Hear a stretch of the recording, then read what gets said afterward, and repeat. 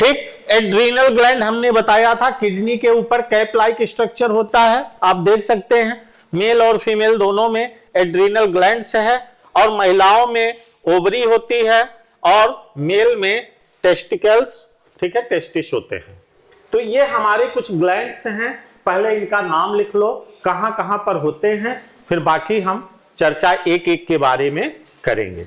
तो पहले स्ट्रक्चर से समझो, यहां पर देखो, यहां हमने कहा था ना थर्ड आई के रूप में जो होता है, तो कहां पर देखो ये पिनियल, जहां पर हम लोग बिंदी लगाते हैं, यही लगाते हैं, तो देखिए पिनियल ग्लैंड है कि नहीं वहां पर, और जहां पर ये दोनों मिलते हैं जाकर के बीच में, वहीं पर होता है पिट्यूटरी ग्लैंड। यहां देखो अंदर दिखाया गया है, उसमें ये फ्रंट से दिख रहा है और ये क्या है, इंटरनल की तरफ से है।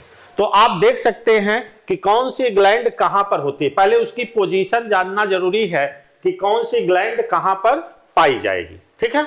तो सबसे पहले जो ग्लैंड्स लिखा गया है उनको लिख लो किस जगह पर होती हैं, ठीक है। हाँ, सभी अंतःस्रावी ग्रंथियों की ही बात हम कर रहे हैं अभी।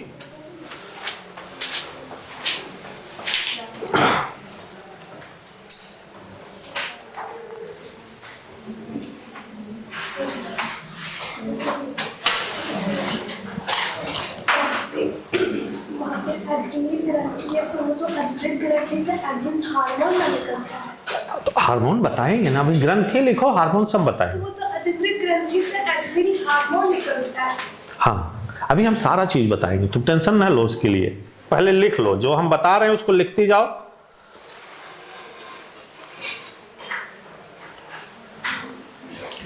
इसका हिंदी में नाम दिया होगा ना, एक आध नाम हिंदी में तो नहीं छूट रहा है, अवट ग्रंथि, परावट ग्रंथि, इससे अच्छा है कि इंग्लिश में ही लिखो।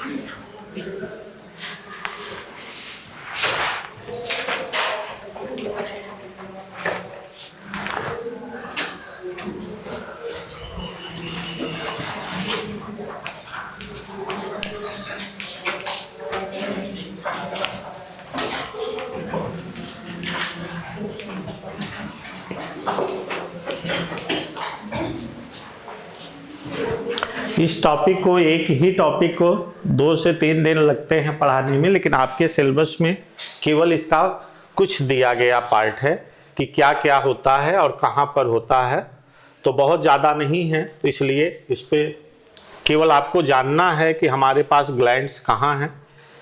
मान लो किसी ग्लैंड्स का पूछ लिया कि किस जगह पर पाई जाती है, तो आपको पता होना चाहिए कि कौन सी ग्रंथि कहाँ पर होती है, ठीक है। तो हम एक एक ग्रंथि के बारे में अगर हम पढ़ें, ठीक है, तो पहला ग्रंथि हमारा है पिनियल, ठीक है, जो मस्तिष्क में होती है, इससे एक हार्मोन निकलता है, ठीक है।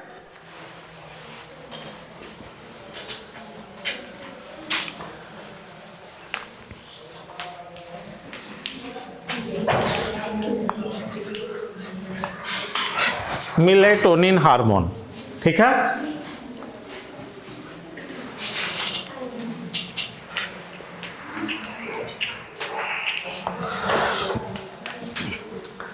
मेलेटोनिन हार्मोन ये क्या करता है, पेनियल ग्लैंड से जो निकलता है,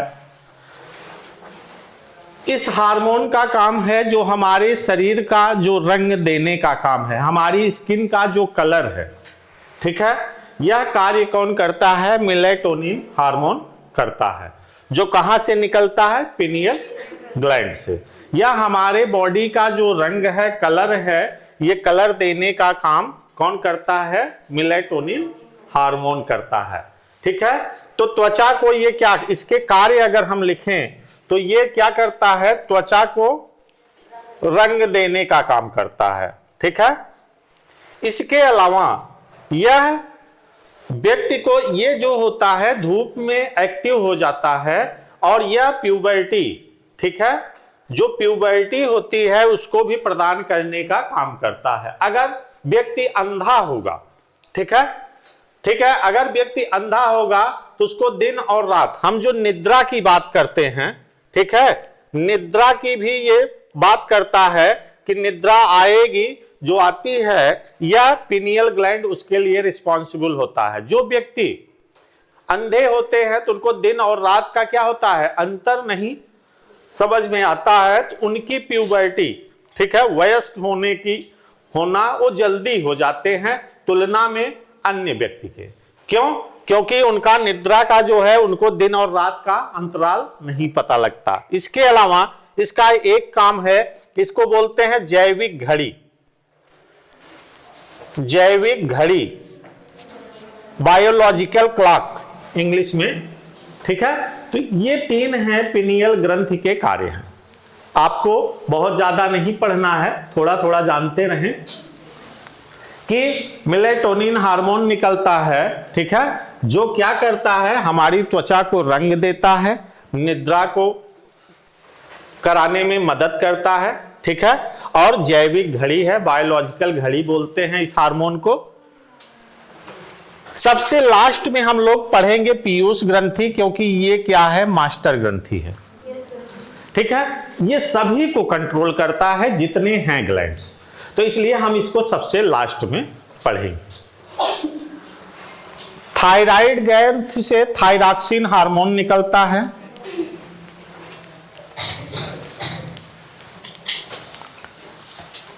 थायरॉक्सिन हार्मोन निकलता है। ये हमारा क्या करता है, थायराइड हमारा यहां पर सबसे अगर देखा जाए तो अंतःस्रावी ग्रंथियों में सबसे बड़ी ग्रंथि है, ठीक है, थायराइड हमारा अंतःस्रावी ग्रंथियों में सबसे बड़ी है। वैसे पूछा जाए सबसे बड़ी ग्रंथि, तो सबसे बड़ी ग्रंथि पूछा जाए तो यकृत है, लीवर है, ठीक है।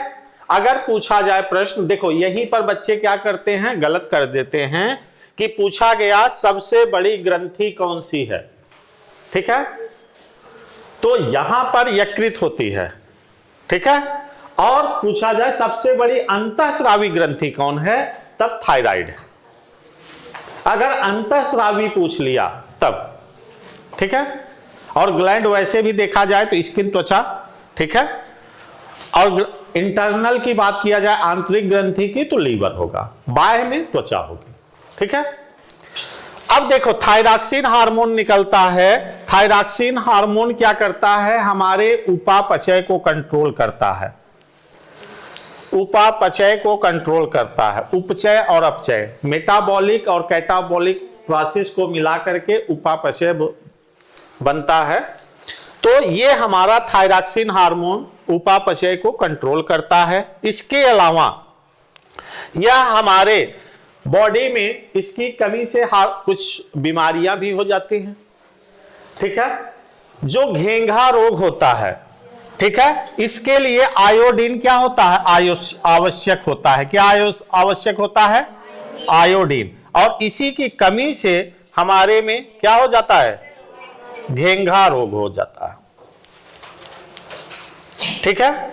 ये क्या करता है, थायरॉक्सिन हार्मोन हमारी साउंड को भी जनरेट करता है, उपापचय क्रियाओं को, और इसमें आयोडीन होता है। आयोडीन की कमी से हमारे पास क्या हो जाता है, हमारी घेंघा रोग हो जाता है, हमारी थायराइड ग्लैंड क्या होती है, स्वेल कर जाती है, ठीक है। तो अगर आयोडीन, जो पहाड़ी क्षेत्र होते हैं तो वहां आयोडीन की कमी होती है, तो पहाड़ी क्षेत्रों में घेंघा रोग के पेशेंट ज्यादा पाए जाते हैं। तीसरा है पैराथायराइड, ये पैराथायरॉक्सिन हार्मोन निकालता है।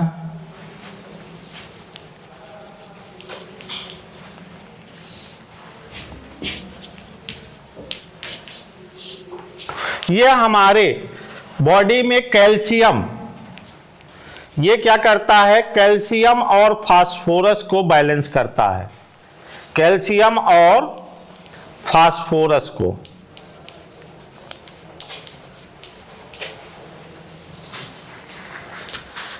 तो हमारी बोन्स हड्डियों को क्या करेगा, मजबूती प्रदान करेगा।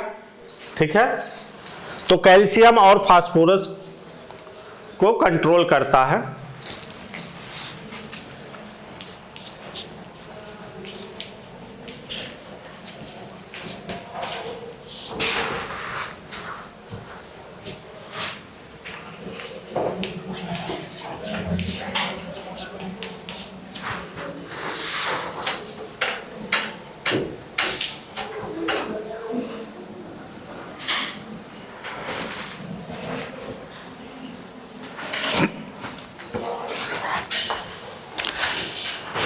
आप लोग पूरा एक पेज लो और उसमें एक साथ बनाते जाओ, ऐसे ऐसे थोड़ा थोड़ा लिखोगे तो फिर क्या होगा, छूट जाएगा।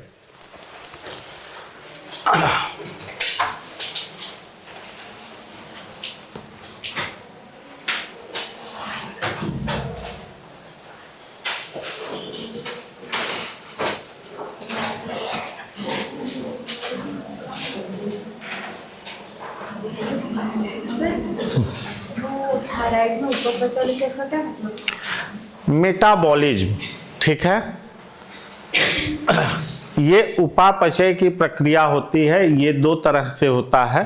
ठीक है, जो हमारा इसमें दो प्रोसेस इन्वॉल्व होते हैं, कैटाबॉलिज्म और एनाबॉलिज्म।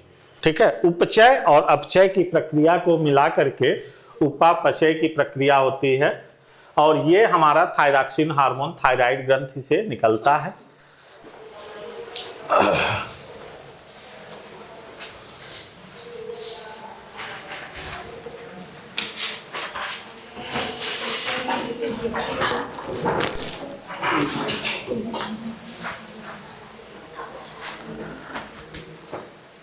लिखे,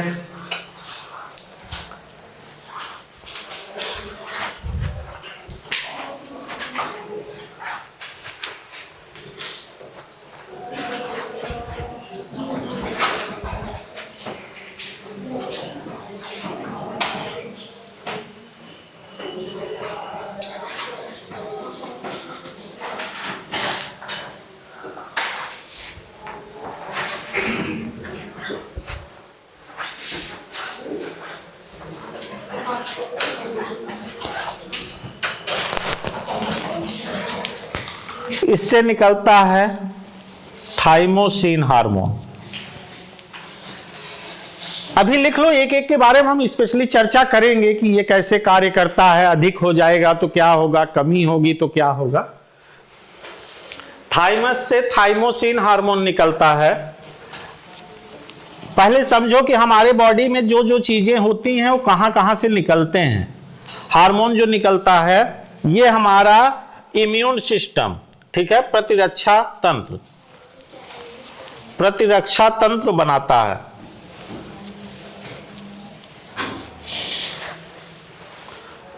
प्रतिरक्षा इम्यून सिस्टम जो होता है, टी लिम्फोसाइट सेल्स जो होती हैं उससे ये क्या करता है, निर्माण करता है। इसको बनाने में प्रतिरक्षा तंत्र को नियंत्रित करता है।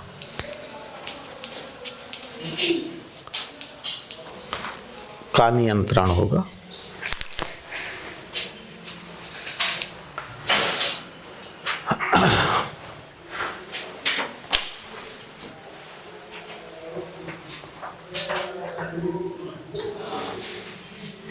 आमाशय मिक्स ग्लैंड होती है। अगर आपसे एक क्वेश्चन यही पूछ लेता है, कौन सी ग्रंथि जो है इंडोक्राइन और एक्सोक्राइन दोनों है। आप जानते हैं जब हम लोग पढ़ रहे थे डाइजेस्टिव सिस्टम, तो हमने बताया था पैनक्रियास से पैनक्रियाटिक जूस निकलता है जो छोटी आंत में जाता है। तो ये छोटी आंत में ले जाने का तो मतलब नलिका युक्त भी होता है।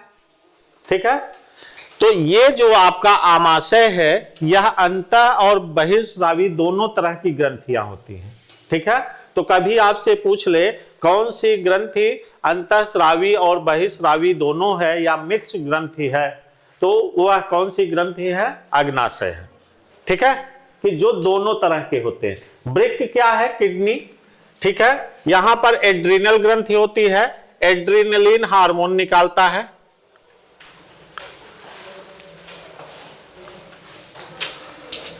अब ये सबसे महत्वपूर्ण ग्रंथि है।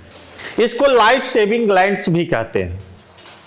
लाइफ सेविंग ग्लैंड्स का मतलब कि जीवन को सेव करने वाली ग्रंथि। एड्रीनल ग्लैंड जो होती है इसको हम 3F ग्लैंड भी कहते हैं, ठीक है। इसी को हम 4S ग्लैंड भी कहते हैं, ठीक है। अब आप कहेंगे कि सर ये 3F क्या है, 4S क्या है? तो 3F का मतलब है कि फियर, ठीक है, फियर, फाइट और फ्लाइट। 3 वर्ड हो गए, डरना, लड़ना और भागना। हम किसी को देख करके कोई चीज अगर डर जाते हैं या किसी से हम लड़ जाते हैं या हम किसी को देख करके क्या करते हैं, भाग जाते हैं।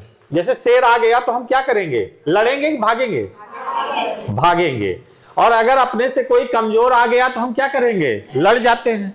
और रात में कुछ देख लिए तो हम क्या होते हैं, तो ये लड़ने, डरने और भागने का जो काम है वो 3F हार्मोन कौन निकालता है? एड्रेनलिन हार्मोन निकालता है। तो कभी कभी यही पूछ लेता है कि कौन सी ग्रंथि है जो लड़ो और भागो, उड़ो, लड़ो और उड़ो हार्मोन के नाम से सिक्रीट करता है। तो एड्रीनल ग्रंथि है जो वृक्क के ऊपर पाई जाती है। अब 4S क्या है?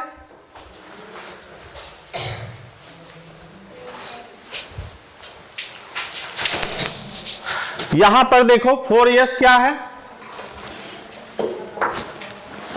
4S में 4 प्रकार के 4S। S में पहला है शुगर, दूसरा है साल्ट, तीसरा है सेक्स, चौथा है source of energy. Source of energy. 4 चीजें 4S क्यों कहते हैं? क्योंकि यह शुगर का प्रोसेस में भाग लेता है, शुगर को भी मेंटेन करता है, साल्ट को भी। बॉडी में शुगर और साल्ट के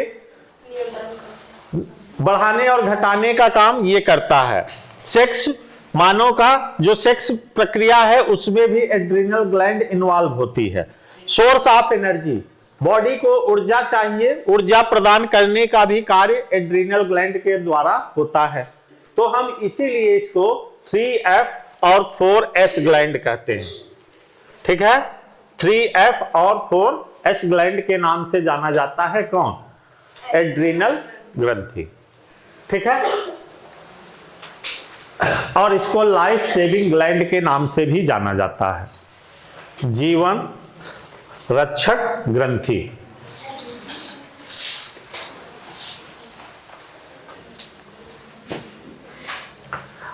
अब पुरुष में है टेस्टिस और महिला में होती है ओवरी, ठीक है। सारे हार्मोन्स पुरुष से महिलाओं में ज्यादा सिक्रीट होते हैं। ज्यादा फंक्शन इनका क्या होता है, पुरुष से ज्यादा महिलाओं में होता है।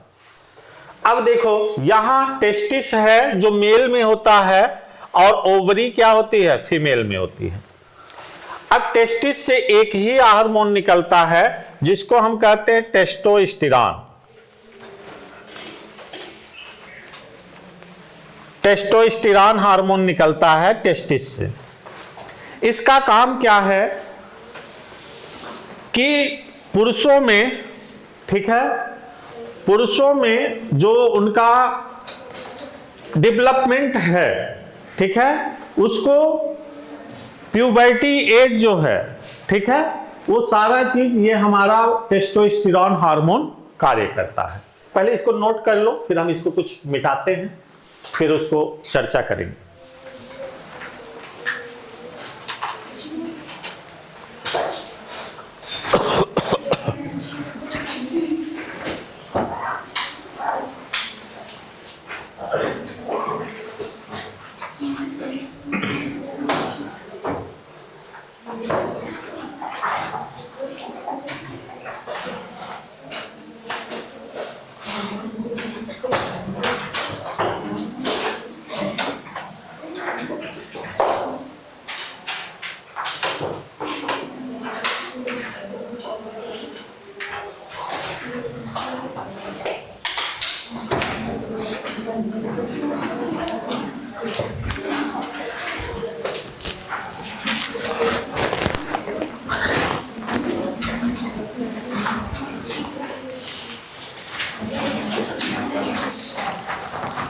यहां पर तो स्पेस है ना, लिख सकते हैं।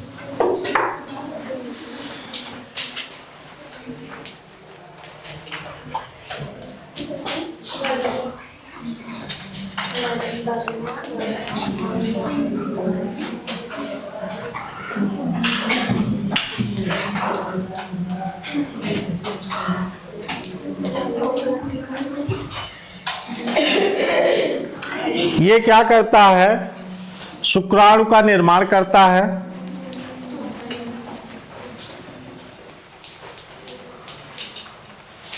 शुक्राणु का निर्माण करेगा। दूसरा इसका कार्य होगा द्वितीयक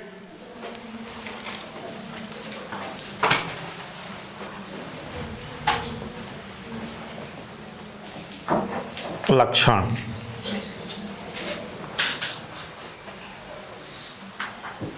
जैसे दाढ़ी मूंछ का आना, आवाज का भारी हो जाना, मानव में जो है मेल में सेकेंडरी सेक्सुअल जो प्रोसेस होता है,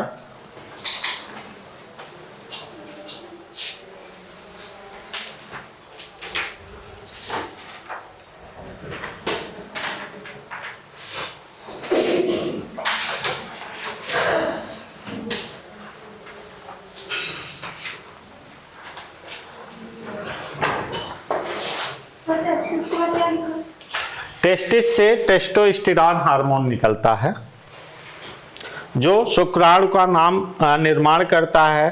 द्वितीयक लैंगिक लक्षण, द्वितीयक लैंगिक लक्षण लिख लो, ये ज्यादा वर्ड अच्छा है।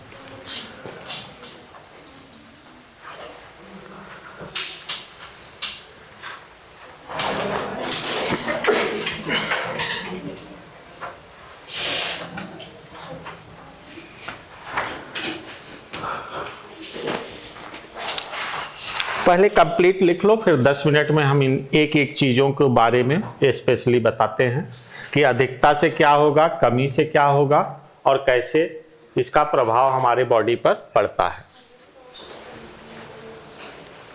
ठीक है, पुरुष में हो गया टेस्टोस्टेरॉन, महिला में हो गया ओवरी से हार्मोन निकलते हैं। ठीक है, एस्ट्रोजन,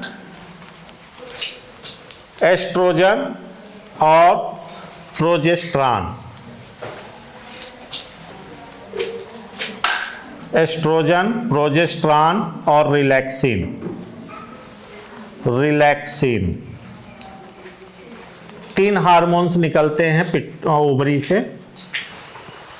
एस्ट्रोजन, ठीक है, तो इनका कार्य क्या है, एग का निर्माण करना। ठीक है, महिला के द्वितीयक लैंगिक लक्षणों का विकास करना है, पीरियड्स का आना है, ये सभी कंट्रोल हमारा क्या करता है, महिला से निकलने वाला जो है ओवरी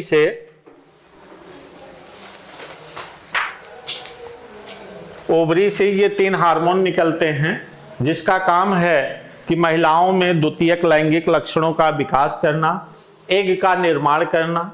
ठीक है, और इसके अलावा पीरियड्स का संचालित होना। ठीक है, मेंस्ट्रुअल साइकिल जिसको कहते हैं मासिक धर्म, उसको लाना। तो ये महिलाओं में ये हार्मोन है। अब बचा क्या है, 2 है, एक हमारा पीयूष बची है, दूसरा पैनक्रियाज बचा है। हाँ, सेकेंडरी सेक्सुअल कैरेक्टर्स जैसे है, जैसे पुरुषों में दाढ़ी मूंछ का आ जाना। ठीक है, द्वितीयक लक्षण इसलिए है, मेन लक्षण इसका क्या है, स्पर्म का फॉर्मेशन। ठीक है, प्यूबर्टी को, इसमें भी महिलाओं में एग का निर्माण होना।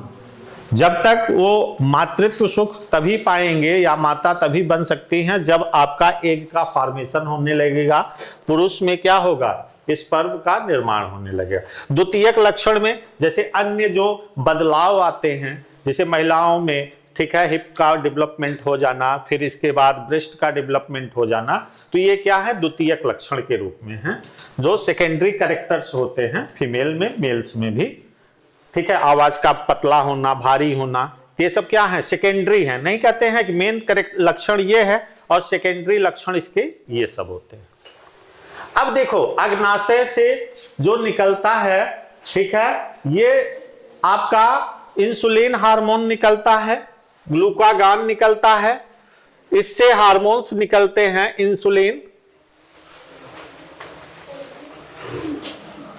Insulin hormone,